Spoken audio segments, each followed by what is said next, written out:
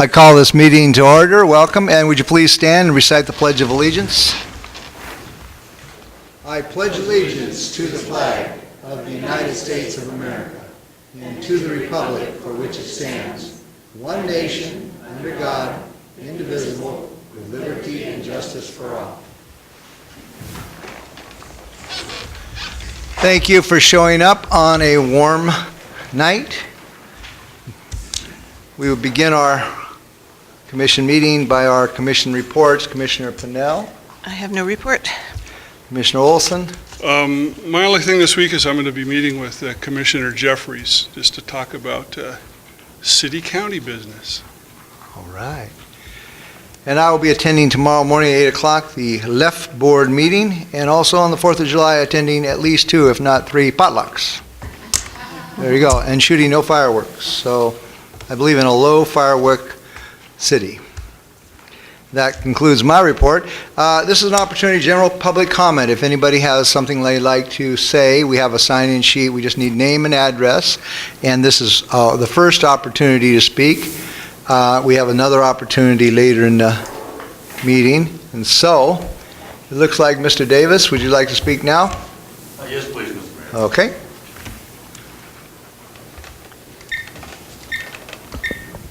Thank you, Mr. Mayor. Commissioners, Tom Davis, 170 West Bushy Road. I'd just like to speak for a moment my personal experience with the economic impact of quality of life issues. And by that I mean when my wife and I moved to Mason County, our first exposure to Mason County and to Shelton was Railroad Avenue, and my wife, quoting my wife, it was absolutely charming. It was a wonderful opening presentation of the city, and we walked around up and down Railroad Avenue, and we immediately said, this is where we want to live, rather impulsively. And we're both city dwellers. My wife is from Seattle, I'm from New York City, and we spent 30 years in San Diego. We're very comfortable in urban environment, and actually, to some level, we prefer an urban environment. We had every intention of either buying or building within the city. So I spent a month here actually looking around the county and going to staying at the casino, which was a mistake. And I have to tell you, I changed my mind. I changed my position. I decided that there was more growth potential and a better quality of life in the county. So when it came time to put down some hard-earned cash and we were going to invest in properties, we bought only one place in the city. And it was actually, quite truthfully, just in case something happened to me, my wife was close to the services. And that was disappointing. And the reason that we did this was based entirely on quality of life issues. It's a little bit more inconvenient, even though it's more picturesque to live in the country, but it's 10 miles into town for us and so on. But we felt that the air was cleaner, the roads were better, and we felt safer out there. So just personally, as my own personal experience as an investor, we came prepared to invest in Shelton, and we didn't. And we felt poorly about it, but we were working our own best self-interest, as everyone does, and felt that our efforts were better suited for outside the county for a better return and a better future. That's the way quality of life impacts the economy in our experience. Thank you. Thank you.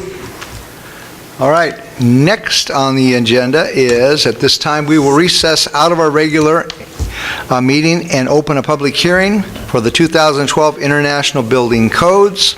We will be presented a briefing by our building official, Mr. Kelly Mayo, at this time. Thank you, Mayor Krantz, Commissioner Pennell, Commissioner Olson.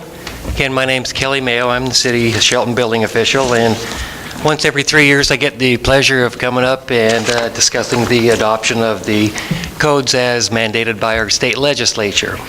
Every 3 years, the state of Washington adopts the revised codes for the state building codes, and this year we're looking at adopting the 2012 International Code Series. In these codes, I'll go over them briefly here. It's the 2012 International Building Code, 2012 International Mechanical Code, along with the 2012 International Fuel Gas Code, the National Fuel Gas Code, NFPA 54, and the 2011 Liquid Propane Gas Code. Okay, after that, we have the 2012 International Fire Code, 2012 Uniform Plumbing Code, the 2012 Washington State Commercial Energy Code, and the 2012 Washington State Residential Energy Code. Along with these, generally when we were adopting these, some of the emphasis is put on which appendices we will be providing or we will be adopting. The legislature typically calls these out, and the ones that have been in, well, the particular interest, and I'm out of the residential code to the residential builders in this area, is the appendix chapter R, which is for residential sprinkler systems in our residential housing. At this time, the legislature has approved adoption of Appendix R for fire sprinklers in our residential units, but the city is given an option to use this as a guideline and not to mandate the use of sprinklers at this time. So we are receiving the adoption, but we are not maintaining or mandating the installation of the sprinklers systems at this time. A couple other things that have come in with the International Residential Code are the Appendix G, which regulates swimming pools, hot tubs, and spas, and the likes that are over 24 inches deep, to the fact that we need to have some barriers put up just so as we don't have any children meandering along and kind of getting into the pools and coming to damage. In the past, after we've adopted these, it was an issue about training. Prior to the adoption of March of this year, we attended the Master Builders Association for the Olympia Master Builders and the Mason County Master Builders, and Deborah Coker, the county plans examiner, and I made a presentation to kind of field some of their questions and to get everybody up to speed. We provided some discussion on the 73 changes in the International Residential Code, because we focused on that because the home builders are generally the ones that are most concerned. Out of those 73 changes and change, there weren't too many great issues that were of a concern. And one of the bigger ones was that due to the fire response in some of the structures, that if you have some gas facilities, gas appliances below your floor in the main dwelling, that the floor is required now to be either sheathed solidly with plywood or with a fire-resistant sheetrock, due to the fact that our first responders in the fire department have been responding and falling through the floor. So they wanted to kind of narrow that down a little bit so that the first responders can have an opportunity to be, well, assured that the system that they're walking on to prevent the fire is going to be adequately supported. There were many, many changes that went through, and a lot of the times the first thing is, what is our economic issues with the changes? When questioned by the state building code, the economic changes were minimal and were pretty much going to be just a concern for the first year while the transition was made. So they will be a slight impact, but not a great impact, and as the codes move along, they will pretty much be absorbed. One of the things that I did want to bring up is that for the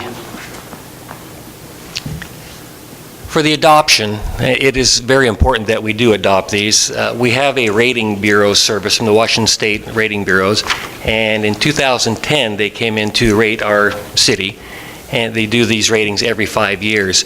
Our city was at a number 3 standing, which means that we weren't, in their eyes, enforcing or having the process and procedure that would instill in them the faith that all of our structures that we're building in town are up to the up to the maximum of scrutiny when they're being built for safe and sustainable construction.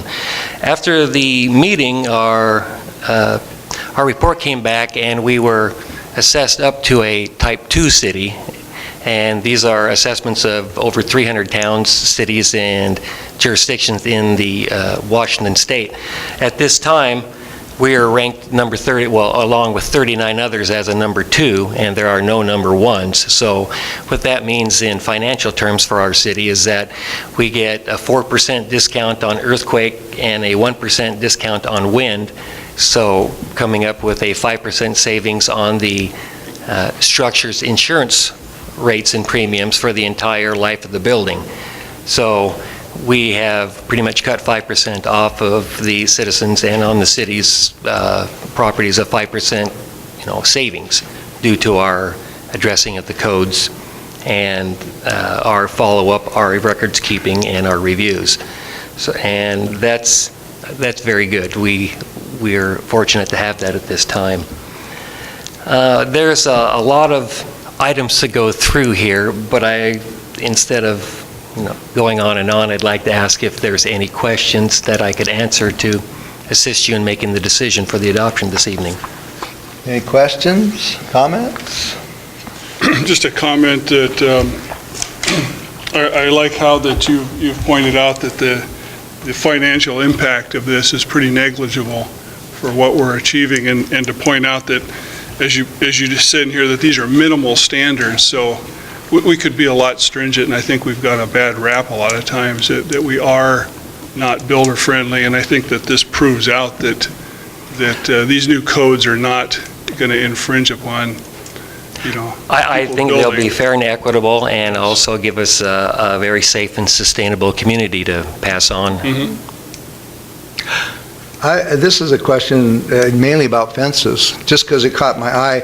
It kind of shocks me. I've been a builder my whole life, and they're extending it from 6 foot to 7 foot. I thought that was never ever going to happen. So a little bit about that. I don't know what the city, it says here this also, we have like planning requirements for front and visuals and things like, so what's going to happen with the city? Are now side fence lines 7 foot are okay when we approve this, so someone gets a permit, but not the front fences? It's my understanding that the lower height restriction on the front fences is just for the view corridor, and I haven't heard anything as far as your sight lines up and down the roadway as pulling in and out of your property. At this time, I haven't heard anything about any additional restrictions or of less than 7 foot on the side and or back. Yeah, and it's not a big part of all of this, but I do know, I think it's a good idea that if you're coming up to a corner, that it's not a 7 foot tall fence. Oh, yeah. Backyard separation, seems like a real good idea, maybe to railroads and things like that. So the city will then fine tune this on each permit or on that section of... The front site, and this is somewhat of a planning issue, the building doesn't get in much on the fences. This is going to be a site consideration for safe viewing, and then on the side and backs, I don't see any issues that have arisen or in discussion through staff. All right. Also another question, and again, this is kind of trivial stuff, but I see here on the egress window height, 44 inches above finished floor. What is it now? It seems like we've always been kind of right It around. was 44, and that was to the sill. Now it's 44 to the actual opening. So like on a little aluminum window, there's that inch and a half plastic thing. It's to the finished height that someone can get out. Correct, to the opening that either get out or provide egress or ingress for the fire department on a response. See, I remember that 44 inches, but we just changed the little lip on that one. Yep. So, all right, any other questions or comments? I got one more on the international existing building code part. Are there any change? It says here that it'll help revitalize the downtown with the existing historical buildings. Were there some changes there that... Yes, they used to go predominantly off Chapter 34 in the International Building Code for commercial and residential historic structures. At this time, it didn't give a large enough freedom for the reuse of existing materials and existing buildings. So they went to the International Existing Building Code in lieu of Chapter 34 on many things, because it just provides you with a broader brushstroke, if you will, on opportunities of using new materials or utilizing old materials, or even keeping the non-conforming portions of the building that add character to that building in place, and relieves us of a liability that may come if we made the decision without the state's approval. Very good. That's good, yeah. All right, at this time, if there's any public testimony at this time. If not, it appears from our conversations that we can recommend, follow your recommendations for a first and final reading of this ordinance.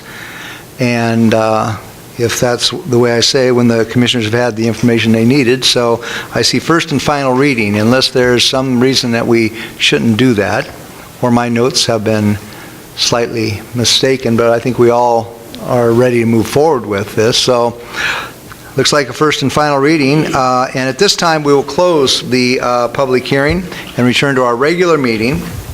And if my fellow commissioners do concur with this, I would request that Leslie Ann read a first and final reading on this ordinance.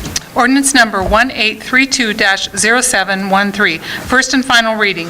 An ordinance of the City of Shelton, Washington, amending ordinance number 1769-0710 and Shelton Municipal Code, Chapter 18.06, relating to building and construction codes. Adoption and replacing with a new chapter 18.16, adopting the International Building Codes. Okay, very good. Thank you very much, sir. Thank you, Mr. Mayor, Commissioners. At this time, we will recess out of our regular meeting. We have to vote on that. Oh, we have to vote on this one? Fine print. Gets kind of confusing weaving in and out of meetings and stuff, but I'm getting better at it. Is there a motion to approve this ordinance? I move to approve ordinance number 1832-0713. I'd second that. There's a motion and a second. Any further discussion? Hearing none, all those in favor signify by saying aye. Aye. Motion passes. All right, now we're going to recess out of our regular meeting and open a public hearing for our 6-year transportation improvement program. And at this time, it looks like we will be presented this by our city engineer, Mike Michael. Thank you, Mayor, Commissioners. Yes, this is our annual look at our transportation improvement list here. As noted in the briefing report tonight, this is a requirement under RCW 3577 that each year we revisit the 6-year looking ahead plan to make any adjustments and just make sure it's on track with the city's goals and policies, and somewhat in line with available funding and funding that may be coming down the pike in the next year for projects. And so that's what we've done again this year. The big thing you will probably notice is the format looks a little bit different, and that's partly because the state has changed the way they do their piece of this process. Historically, we had a piece of canned software that they sent us. We used it, and we're able to produce the project list for our own use. Well, that doesn't exist anymore. It's all online, and they only accept the ones that are funded through state and federal funds. So we've had to make our own list now. We've kind of followed the old format, kept the same information because we do need that to input into the state system still. So a couple of the big changes for this year. A couple of projects have dropped off that we were able to finish or are in the process of finishing, namely the what we identified as the First Street paver project, which is the pavement rehabilitation from Railroad up to Alder Street. That's moving forward in conjunction with the States project, and so that project has been pulled off of here. We've added on project number 5, which is the project for our Safe Routes money that was awarded to us earlier this year for the Evergreen School area. So we're still waiting to hear for sure that we have that money, but we need to get this in the works so that it's on the list when that money does become available and we can start moving forward with that. Interesting note, project number 17 down here that again has been on the list for some time, as a lot of these projects have, actually is partly getting done this year. That's the other half of the state's paver project, essentially. So a good portion of that pavement rehabilitation piece there will be done this year as well. Again, this is our annual update. The project list is evolving slowly. Funds, particularly matching funds for the few grant opportunities that are available, are the biggest issue that we have and the biggest hurdle. We are starting to see some of the grant programs open up and become somewhat available again.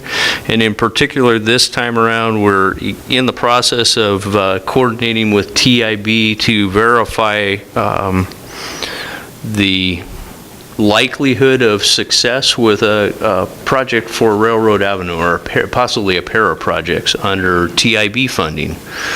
We got notice several weeks ago that they appear to have a pretty good pot of money for the 2014-2015 timeframe, and so we'll be looking at some pavement rehabilitation probably on Railroad as part of that funding request. So with that, as I said, this is a statutory requirement. We have to do this every year. Once it's adopted by the commission, I have to transmit this both to the county as well as the state, and enter any of the secured funding projects into the system for further inclusion in the state's version of the same plan. So this evening, after comment, we're asking that the commission move this on to consent for next week for adoption of resolution 1051-0713, establishing the 2014-2019 six-year transportation improvement program, and moving everything forward. And that additional week, if anybody does have comments that they want to get in, that's an opportunity to be able to try and incorporate those before the actual adoption of the resolution. Very good. Any questions or comments? Just to comment, I've seen a few projects come off of this list over the years, and it's been gratifying. There, right at the beginning, it seemed like nothing was moving, and we saw the same list year after year, but there have been some things that have been completed. And I always like to remind folks that when we're looking at this list, it's tempting to kind of see where things rank as far as what number they are on the list. That really doesn't matter as much as the fact that they are on the list. So it's just a function of being able to point to them on the list if funding becomes available. So whether something is ranked number 1 or number 2 or number 17 or number 18 doesn't really matter as far as the project itself. Yeah, that's correct. It is a way for us to track and note to the state and other funding agencies that these are priorities for the commission, and they all have different sources that they may or may not be available for, and so as funding becomes available, then we can adjust the list around as appropriate at that time. So, Questions, comments? I had a question about the First Street. Again, I get this every day, kind of like, people have seen that we've started to dig things up and stuff, and they're saying, well, when's the pavement coming? So did you have a date on that one, or? the contractors actually, if you've noticed, it's a little bit confusing because they're kind of working in the same area, but we've actually had one company, but two teams out there the last few days. They're actually working on both our stormwater project as well as the paver project. They're starting to work on some of the concrete work. The plan, last was reported to me from the state, is that they're going to start hitting this project hard and heavy the week after next, with about 20 days worth of concrete work before they start getting into the pavement, which will predominantly be done in the evenings and overnight. So. Great, that's exciting. It's a lot of work gone into that, and so that may not have had a whole bunch to do with your 6-year plan, but it seemed like the right opportunity to talk about that. Perfect opportunity. Great. Okay, if there's no more questions or comments, this is an opportunity for public testimony. If anybody has anything they'd like to say about this, now would be the time. And yes, please come and sign. Name and address, I believe, right here, sir.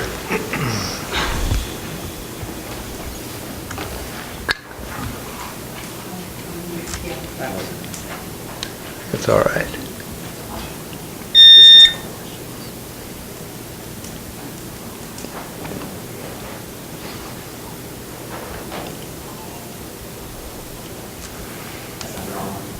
That's right. Forrest Cooper, 409 West Railroad Avenue. Thank you, Commission. I just had a quick, I don't know if I just comment or ask questions, but I heard Mike suggest that there might be a possible railroad paving project coming up in the near future. And is it talking about the main part of railroad or like the inbound part of railroad? Do you have any ideas or information on that yet? We actually have 2 projects on the list, and we're looking at the possibility of potentially doing both of them, but essentially, well, I should correct that. There's 3 projects on the list. The 2 that we're looking at primarily are from the railroad tracks to First Street. And our focus, first priority of those 2 would be the western half of that, probably between the railroad tracks and about 7th Street. But yeah, TIB, which is the Transportation Improvement Board, which is one of the 2 primary sources of funding, they put out a notice back in late April that they appear to have about $84 million for what they call their Urban Arterial Program, which this project appears to fit into quite well. We're probably within the next week or so, we'll be talking with their regional engineer to confirm our thoughts there and get some sense of how well this project would score in this upcoming round of grant application for that program. Excellent. Great. That's what I wanted to hear. I was curious, as owning a building on Railroad Avenue and also walking the streets on a regular basis all around there. Down out the railroad tracks seems pretty crazy right now. But also, I don't ever want you to forget about Coda Street. So I know that is a very bad road, and I don't know how any of that could pull into it. There are some businesses down there, and I'd like to look out for those guys. And then I'd also like to go on record also saying that over the years there's been rumors of possible changing that railroad from a 4-lane to a 2-lane and doing angle parking, anything like that. And I'd just like to say no angle parking. Highly dangerous, horrible. It will not work. So if anybody thinks that that's a dream of theirs, come sit down in our lobby for a month and just watch the traffic, and you will say, bad idea. So thanks for the update. I appreciate it. Thank you, Mr. Cooper. We have somebody else that'd like to speak at this time. And their name is Mary Jean. I just say Mary Jean. Is that right? That's fine. All right. Herbacek. Okay. Hi, Mary Jean Herbacek. I live at 60 West Shadow Valley Drive here in Shelton. I've been a Shelton resident for 19 years. My husband and I built our home and under a similar circumstance to Mr. Davis. We came into town one day and we happened to come in through Cloqualam Road, found a piece of property that we really liked right at 101 in Cloqualam, and came downtown and saw the beautiful, charming railroad with the Tolly in the front, and decided that we wanted to live here. And within 2 hours of having seen the property for the first time, we made an offer on it. We've been exceptionally pleased with Shelton and with Mason County. However, okay, in those 19 years that we've been out there, we've had to travel Lake Boulevard and Pioneer Way. And I got to tell you, I've had some small cars, and some days in the wintertime after a heavy rain, if you're on a Saturday or a Sunday and it's been raining all week, by Monday morning those potholes can be larger than my tire on my smaller vehicles. I think that part of town has not probably gotten the attention that it should have over the past 20 years. I note that in the abatement project that the city is also doing, that all but 2 of the abatement projects were also south of Railroad Avenue, so it seems to be a consistent trend. I applaud the commission for taking action on the south side of town. I believe there's a lot of opportunity for development. As far as I know, the little development that I'm in that was included in the urban growth plan until they had to cut it back due to, I guess, the number of square acres or something that was involved in it. We would have been in the city of Shelton, and I would really, really like it. As it is, I've tried to work with my state representatives and looked on RCWs and tip cap regs and all sorts of things, trying to find money for the city to fix that road, because I've been driving on it for 19 years and it's killing my car. I also have a lot of concerns about the safety. In the wintertime, particularly when children are going to school in the dark, in the morning, log trucks, right or wrong, log trucks rip down that street, and they can hit a puddle and kind of wipe out a whole neighborhood just in one big splash. I also like to walk. I believe that sidewalks build neighbors, and they build neighborhoods. It won't go all the way out to where I live. I probably am about 50 yards outside the city limit, but at the county portion of Cloqualam Road has a wider berm than the city side does. As a runner, I would prefer to run on a Mason County road than in the city for that same reason. It was pretty dangerous when I did do it. I didn't quit for that reason, but it's a good one. I would like to really encourage the commission to place an emphasis on the Lake Boulevard and Pioneer Way project. I think that the number of people that use it will go up considerably. I also think that there's a lot of development area. There's a lot of undeveloped property right on Lake Boulevard. And I tend to think that one of the reasons it hasn't been developed is because it doesn't look like a very good area to develop. We have good news for you. So your 3 minutes is up, but we have an Thank you. answer for you. And I think Lake Bay Boulevard is on the list, I believe. Mike, could you speak just a little bit about that? Sure. If you look at the list, actually the first two projects are ongoing maintenance projects. There are chip seal and overlay, and they're on there because of funding needs. Certain funding sources that we use for those required to be on here. Our first actual capital project is Lake Boulevard Pioneer Way. There you go. We're finalizing documentation on the design funding of it right now. We're hoping to put that out to advertisement within the next month.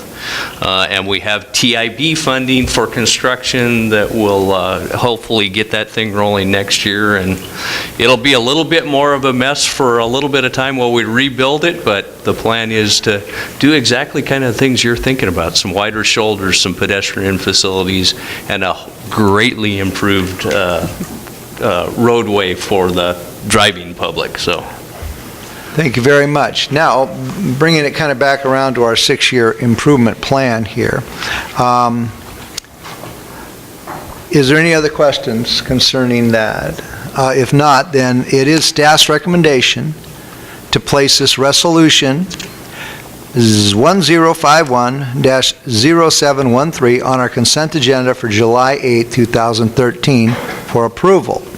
Now, at this time, we will close the public hearing and return to our regular meeting. Okay? I guess I'll do it whether I do that or not. Now, I need to ask my fellow commissioners if they concur with staff's recommendation to place this resolution for the 6-year transportation improvement program for the years 2014 through 2019 on the consent agenda for July 8, 2013. It appears we all concur with that. So, good job. No motion needed. There you go. Sometimes I win, sometimes I lose. All right. That ends that conversation. All right. Next we have our consent agenda, and have my fellow commissioners had ample time to review the material in their consent agenda. And are we ready to have the reading? Leslie Ann, could we please have a reading of that? Consent agenda, vouchers numbered 81226 through 81300 in the amount of $956,948.16. Transfer and banking fees in the amount of $5,538.18. Commission meeting minutes from study session of June 10th, 2013. Business meeting of June 17th, 2013. Study session of June 24th, 2013. Ordinance number 1833-0713, second reading. An ordinance of the City of Shelton, Washington, amending Shelton Municipal Code, Section 20.38.100, pertaining to temporary signs.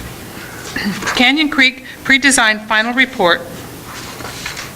An amendment to the Canyon Creek Watershed Solutions Study Report as an amendment to the current Stormwater Comprehensive Plan, and replacing capital plan projects as identified with the Capital Improvement Plan intended in the study.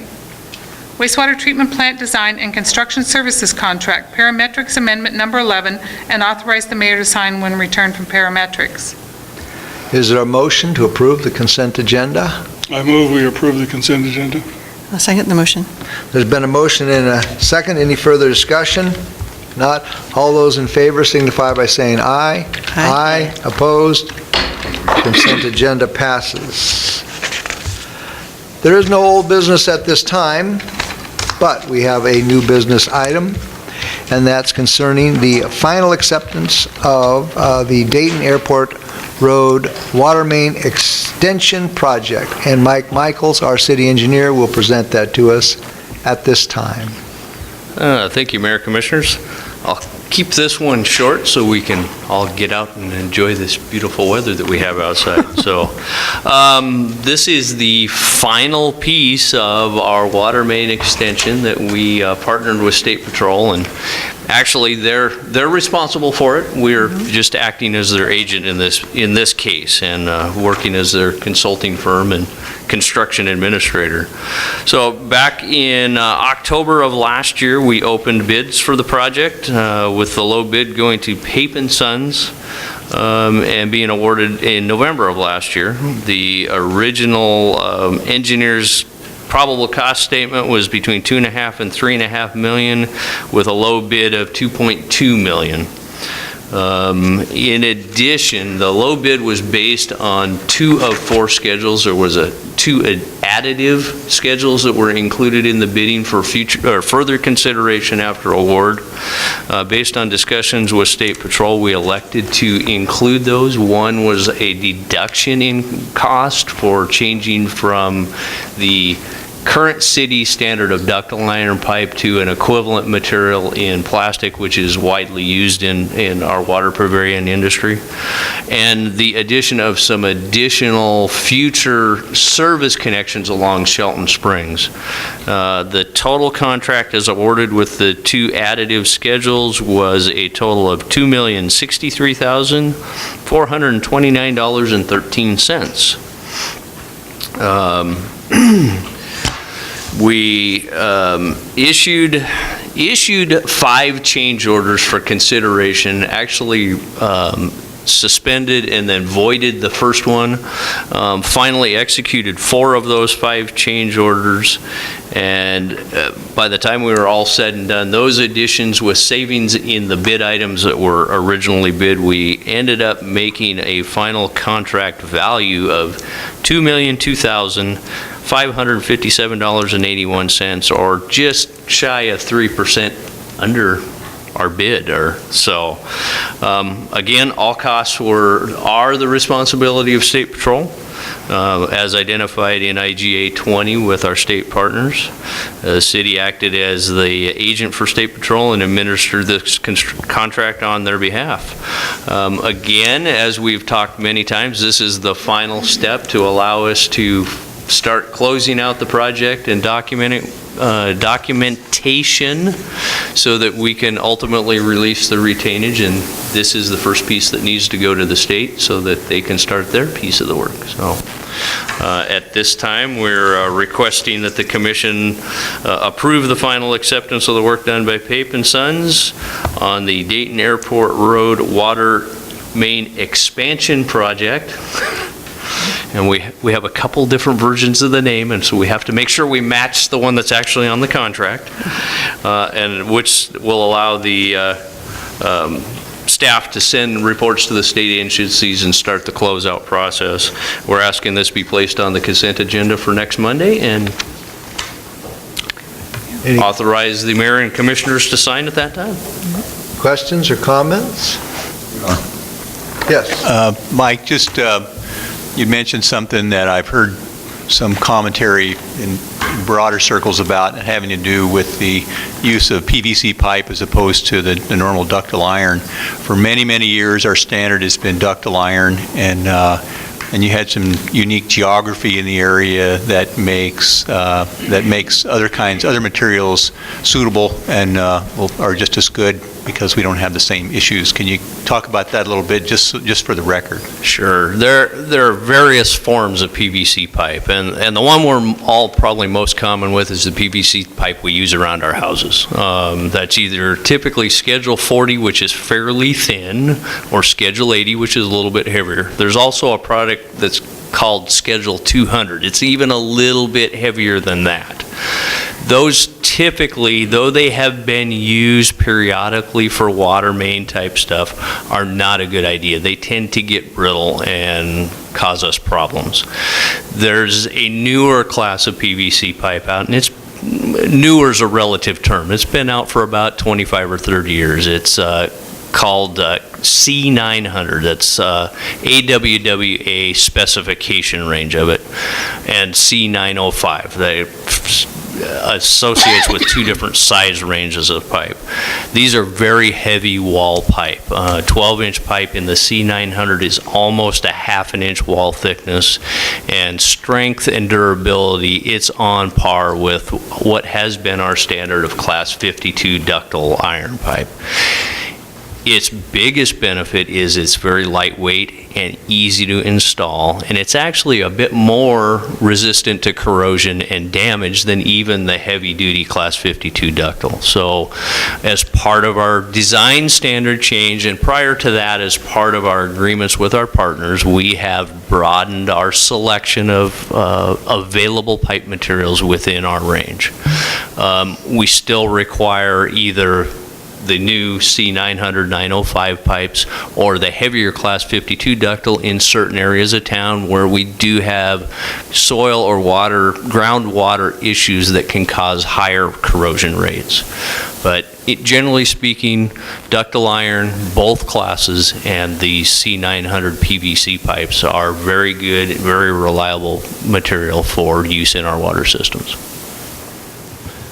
Very good. Thank you very much. So at this time, if my fellow commissioners concur, we will follow staff's recommendation to place this on the consent agenda for July 8, 2013.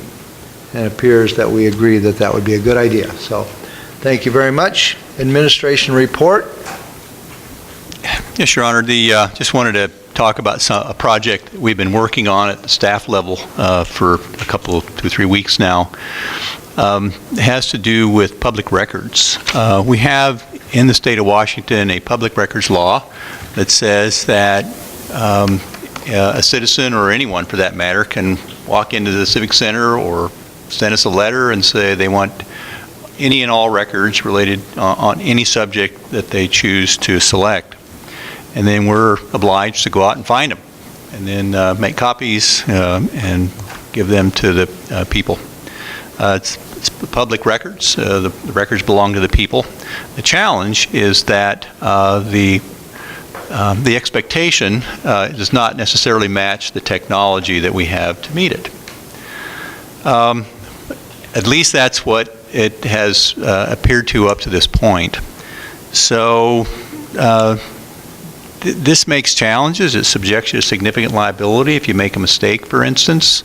And you have a lot of paper records out there that are hard to find, that are hard to identify and then collect, and then, because there's no master database of records that we have throughout the organization, and we are not unique. This is typical of government entities everywhere. The solution is with technology. The solution is but it requires conversion of your paper records into electronic records, and it includes conversion of your paper management systems into electronic management systems. I've been hearing for 25 years or longer that where everyone will be paperless.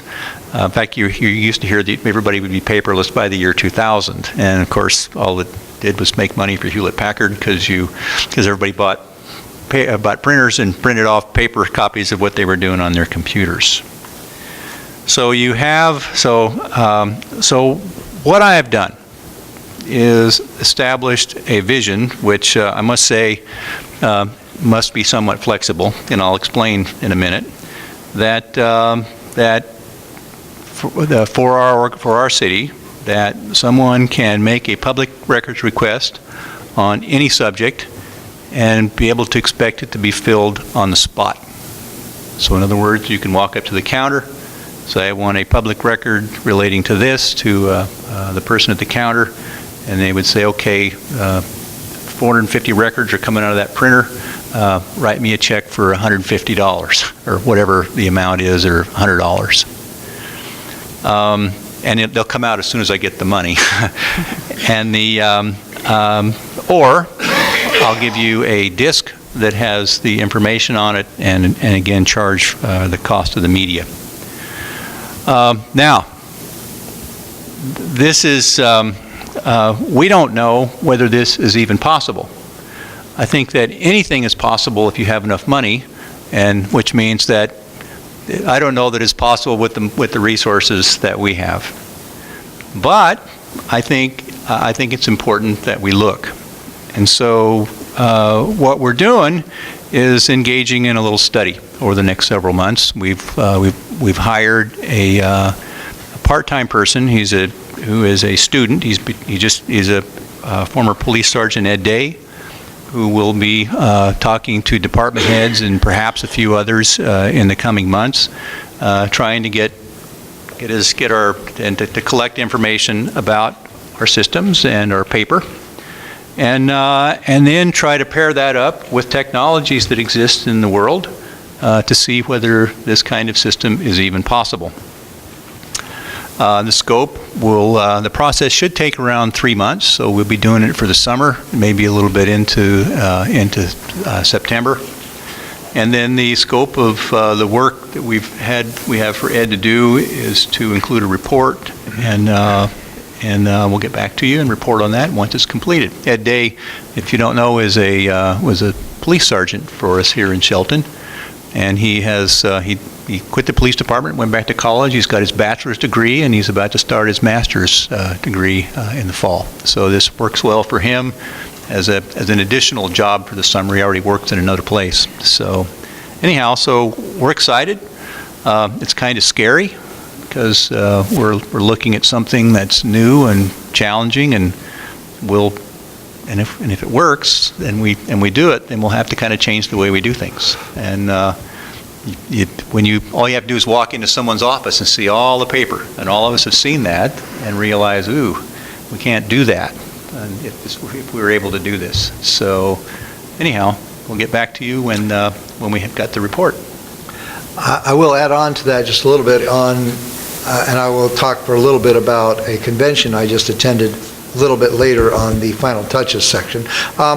That of some of the largest problems in small cities across this state is this Public of Information Act used in the wrong way. There are cities that are potentially being bankrupt because people have used this legal mechanism literally to overload a city's government. And so this is stepping out and finding out if there's a way that we can better do this. And I commend Dave O'Leary on his proceeding in this manner, because I think it's better to get ahead of something like this than to be one of these cities that's really fighting to see if they're even going to be able to stay a city. And so I think it's a good move for the city to do that.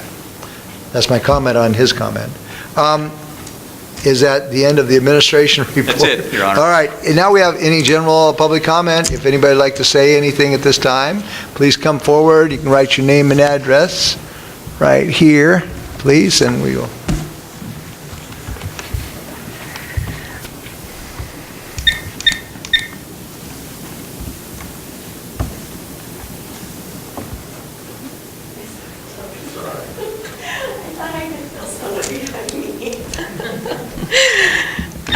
Tracy Morris, 611 West Birch Street. And, well, first of all, I want to say how pleased I am by talking with Kelly earlier that we have 3 new homes going up in the city. That's awesome news. And that isn't even counting the one that Commissioner Olson is pretty much building again from the ground up, so that's awesome news. And I want to talk about sidewalks. And I'm so pleased that there are plans in the works to create a safer walking area coming in on Railroad. It's so frightening to see the little families walking along there in the street and around the mud puddles and around the dips and all that. So I'm really happy that that is in the works, as well as the paving that is going to be happening and the sidewalks in the Bordeaux School area. So that is great. I am disappointed that sidewalks weren't included in the Fairmont Avenue paving, because I do believe that is another area that is in drastic need of sidewalks. And I realize that there are grants that we can apply for later, and I know that that wasn't part of the initial funding for the sewer. I just want to say that it's unfortunate. And then I was contacted recently by some people who own 880 feet of property along Goldsboro Creek, and they were so happy to hear about the sidewalk issue that y'all voted on, that they are looking into giving an easement all along Goldsboro Creek, because they want to be part of what we're building in Shelton as far as being a walkable, livable community. So I know that there are all kinds of issues involved with receiving an easement and all that, and it doesn't mean that it's going to happen within 2 years or 5 years or 10 years that we will have a viable walking trail along there, but it can happen in the future by people being inspired by the direction the city is going. So I'm really enthused about that and excited about that, that people are starting to catch on and the city is moving in a direction. Also, I was contacted by a person who knew that I've been really interested in the past, and many of us has. I should have talked earlier. There you go. About the pear orchard project, which has been ongoing, David Shelton's historic pear orchard. Anyway, there is a good possibility that that would be considered for a heritage grant, which would involve having an interpretive signage through there, which would once again connect the walkability. And the last thing I want to say is that would be very valuable, because it is such a shame that we don't have an easy, safe walk from the marina to downtown Shelton, and we're missing a great opportunity there for tourism. Thank you. Thank you very much. Appreciate that. Next is Toby Kevin. I wanted to make a comment on what Mr. O'Leary just presented, and lest I be seen as being critical, let me say I heartily endorse it. Let me follow that by saying, been there, done that. By way of qualification, I worked in several large commands in the Air Force where we dealt with a lot of records. And I think probably going back to about 1975, we said, oh yeah, paperless. Then again, I worked at the Boeing company and another aerospace company, and I've heard it. Each time, what I've seen as a result is, Dave's laughing, you get more paper. And now, I'm not raining on the parade, but I've got an idea on how we might approach that from a cost and resource standpoint. What I heard you say was there's a presumption that the records would be available by paper copy, which some people may insist upon. But on the other hand, you could put them in a visual mode for people if someone can run. If they exist electronically, you've got a wide variety. Email, paper, bring a flash drive, CD. And the cost of delivery and the cost to the individual getting the record, I think, would be considerably less than paper, which is what we're really, taking paper out of your office to my office is not a paperless environment. But all that said, I just wanted to put this into the hopper and hope that those considerations would be a part of the plan. Thanks for your attention. Thank you very much. All right. Tom. Sir. Tom wants to Yeah, say. you want to talk again, Tom?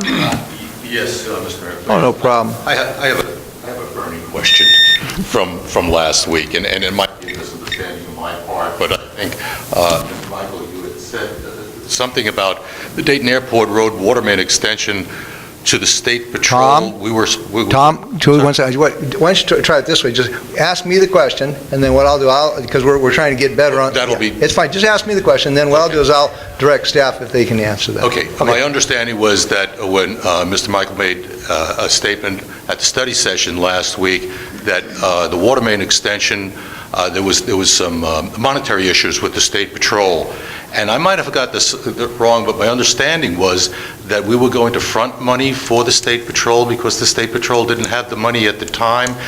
And if that's correct, I was wondering, do we have a formal agreement, a formal contract with the State Patrol that must be adhered to, or was this some sort of handshake? Well, I think we have an answer for that question there, Mr. Davis. Mr. O'Leary, would you like to take this one?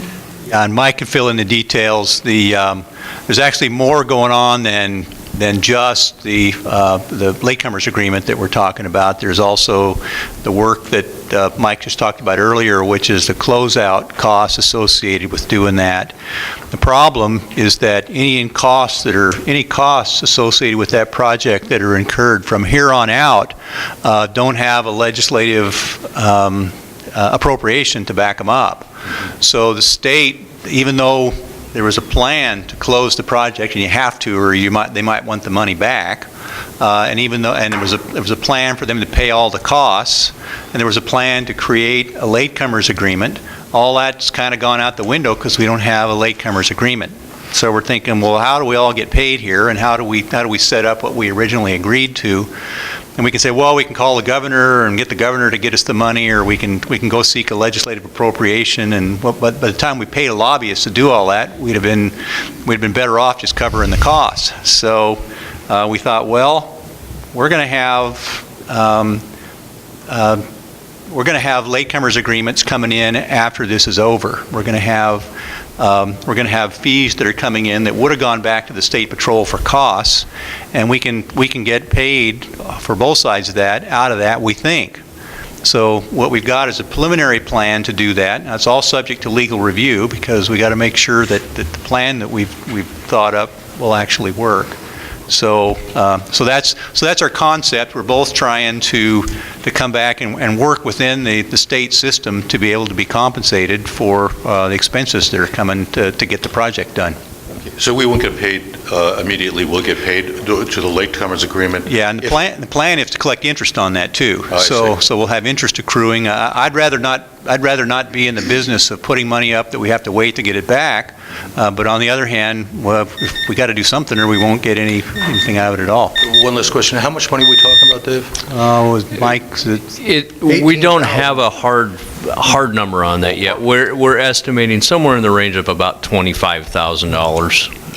It's fairly small amount. It's administrative costs to do the kind of paperwork we're talking about in our briefing tonight. We do have a contract. The IGA is still effective. It still says that State Patrol is responsible for these costs. Where we're at now, because of some lack of flexibility at the Office of Financial and Management at the state, our partner and us are working on how do we meet that end need for this last little bit of administrative cost. And the best thing we've been able to come up with is writing it into the latecomers agreement. I thought there was more money involved. Yeah, it's actually fairly, considering the size of the project, it's pretty small potatoes at this point. So. Thank you very much. All right, thank you very much. Next is administration final touches. And I will do a little final touch. Something I probably should have brought up in my commission report, but what we'll do is I did attend for public consumption here, a AWC, which is Association of Washington Cities convention into Tri-Cities over the past week. I was there for 3 days. I attended over 10 classes. Most of those classes were involving alternative funding for small cities to do capital projects, sidewalk projects, sewer extensions, things like that, and finding out how other cities, a similar size of ours, were dealing with what we're faced with, which is, a lot of higher sewer rates and things like that because of Department of Ecology requirements. And so I did my 3 days of good soldier work there trying to, and I've come up with some great ideas. So we're going to incorporate them, share them with the city administrator, and see if sometimes by listening to other cities and what they went through, you get an idea of how they figured out an answer to something. And I don't think there's anything wrong with finding out some answers that we sometimes don't have all the answers. And so I think it was very beneficial, extremely beneficial for me as a person and as a mayor of a small city to find out what other cities are dealing with, and they are all dealing with a lot of the same problems we are,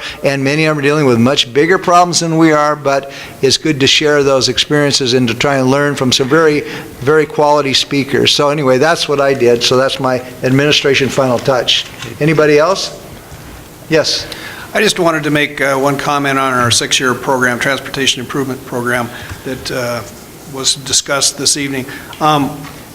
Given the limited funds that we, Shelton, have as a small city, it's our duty to try and leverage those dollars as best as possible. And what this 6-year Transportation Improvement Program does is it gives us a menu of projects by which we can go out and seek funding.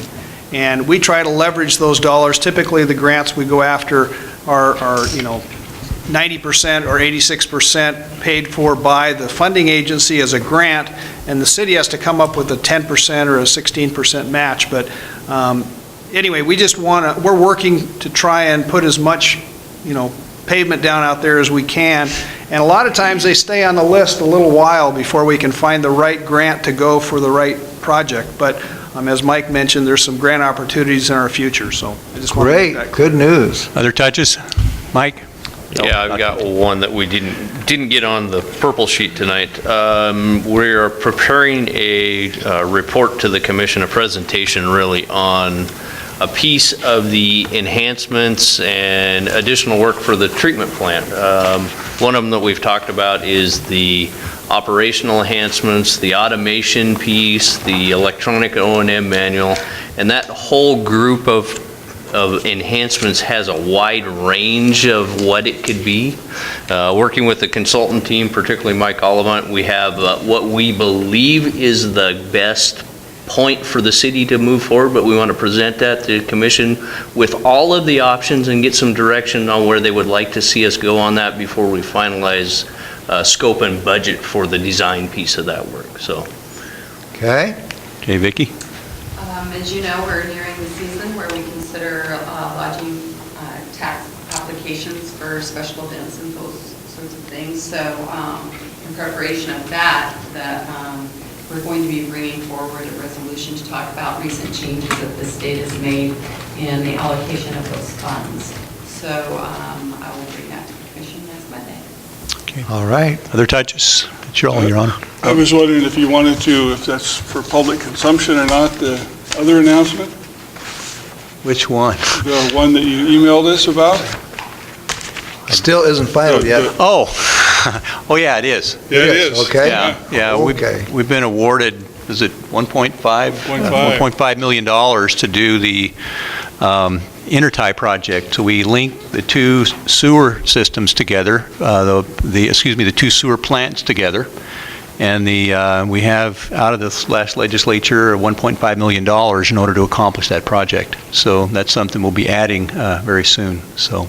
And along that same line, the MTA was also awarded $800,000 to be put into the transit center that they're doing down on Franklin Street. So City of Shelton got a good chunk this time. Yeah, a lot of people don't know the legislature has, or the state has two different funding tracks. One of them is the O&M, which is where they have a lot of the controversy and challenges, and then they have some capital money that they set aside, and we had set aside some money to have some professional help this year, and it looks like it paid off. Mm-hmm. So. Good news. All good news. Okay, our next meeting will be, let me get that, Monday, July 8th, 2013 at 2 p.m. This meeting is adjourned.